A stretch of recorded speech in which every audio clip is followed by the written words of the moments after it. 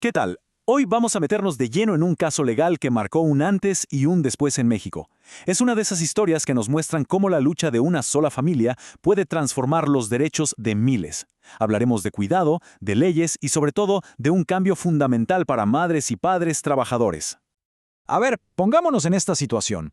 Un niño pequeño necesita atención médica constante, especializada, las 24 horas del día.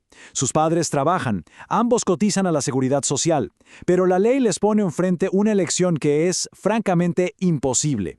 Les dice que solo uno de ellos puede pedir una licencia para cuidarlo.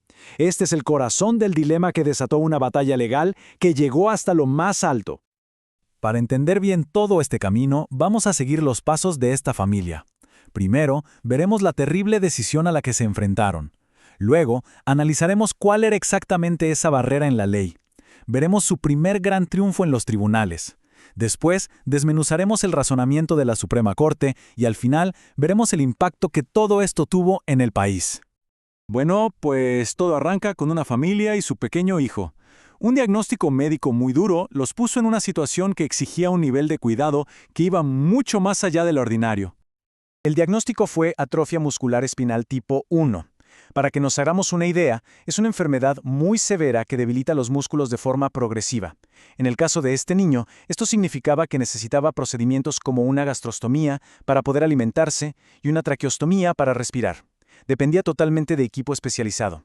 El cuidado no era algo de unas horas, era una necesidad de 24 horas los 7 días de la semana.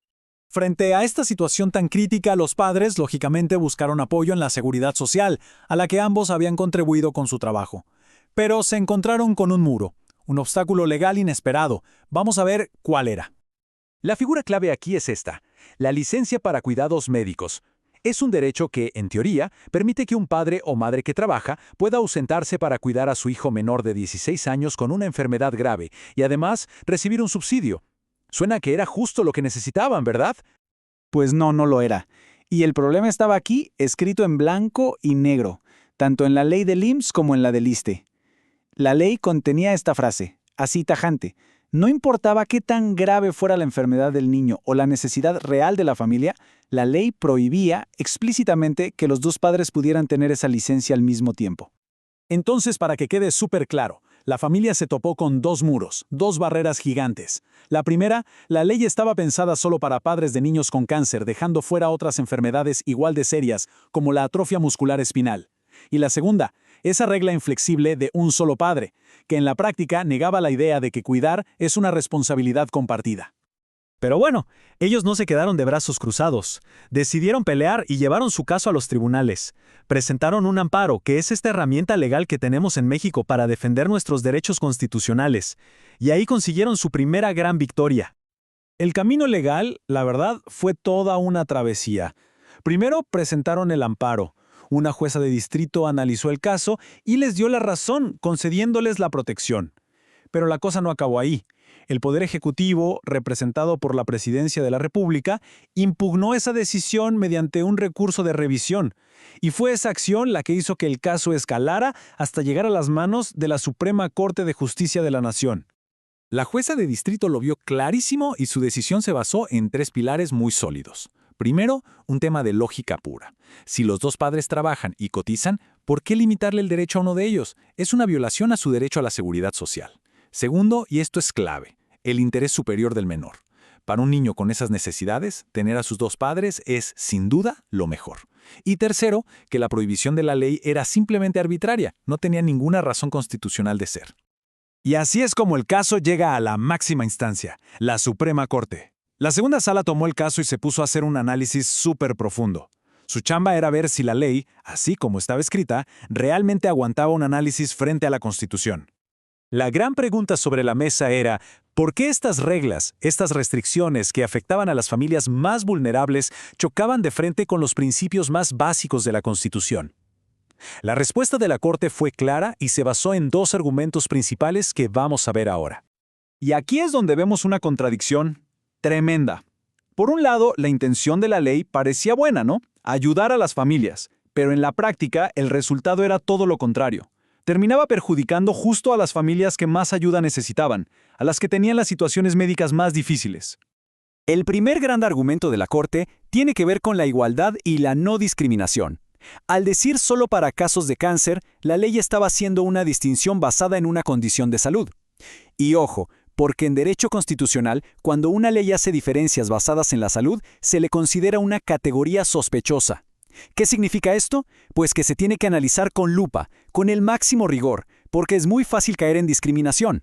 La Corte concluyó que no había ninguna razón válida para tratar diferente a un niño con cáncer que a un niño con otra enfermedad igual de grave. Por lo tanto, era discriminatorio. Y el segundo argumento, igual de potente, se enfocó en esa regla de un solo padre a la vez. La Corte dijo, a ver, esta medida es completamente desproporcionada. ¿Por qué? Porque va directamente en contra del bienestar del niño. Además, ignora por completo el principio de que criar y cuidar es responsabilidad de ambos padres. Y por si fuera poco, es una limitación a un derecho que los dos se ganaron con su trabajo. La conclusión fue simple, esa prohibición no se sostenía. Y para que veamos la solidez de esta decisión, es importante mencionar que la ministra Yasmín Esquivel Moza emitió un voto concurrente. ¿Qué es eso? Básicamente significa que, aunque estaba totalmente de acuerdo con el resultado final, quiso añadir sus propias razones y argumentos para fortalecer todavía más el fallo. Esto demuestra que había un consenso muy fuerte dentro de la Corte. Con toda esta argumentación sobre la mesa, la Corte tomó una decisión que no solo le dio la razón a esta familia, sino que iba a cambiar las reglas del juego para todas las familias trabajadoras en México. Entonces, en resumen, ¿qué fue lo que pasó? La Corte básicamente anuló dos partes clave de la ley. Primero, eliminó las palabras cáncer de cualquier tipo, lo que abre la puerta a que la licencia se pueda dar para otras enfermedades graves. Y segundo, declaró inconstitucional la prohibición de que ambos padres la tuvieran, permitiendo que puedan cuidar a sus hijos al mismo tiempo cuando sea necesario. Y aquí viene lo más importante de todo. Esta decisión no fue solo para esta familia, no. Se convirtió en lo que se llama jurisprudencia, un precedente que es vinculante. Esto es fundamental, porque significa que el razonamiento de la Corte ahora es obligatorio para todos los jueces y juezas del país. De hecho, para que se den una idea de lo oficial que es, se le asigna un número de registro digital, en este caso el 2024640. Esto la convierte en la práctica en la nueva ley a seguir. Al final del día, el impacto es enorme. El derecho a cuidar se hizo más grande, más justo. Se reconoció en la ley algo que ya sabíamos, que el cuidado es una responsabilidad compartida. Y lo más valioso de todo es que se puso, donde siempre debió estar, el bienestar del niño como la máxima prioridad. Esta historia, la verdad, nos deja pensando. Esta ley estuvo ahí, vigente, por años, hasta que una familia tuvo el valor de luchar para cambiarla. Y la pregunta es, ¿cuántas otras leyes en nuestros sistemas de salud, de trabajo o de familia ya no encajan con cómo son las familias de verdad en el mundo de hoy? La lucha de estos padres nos enseña que, a veces, cuestionar una ley es el primer paso para hacerla mucho más justa para todos.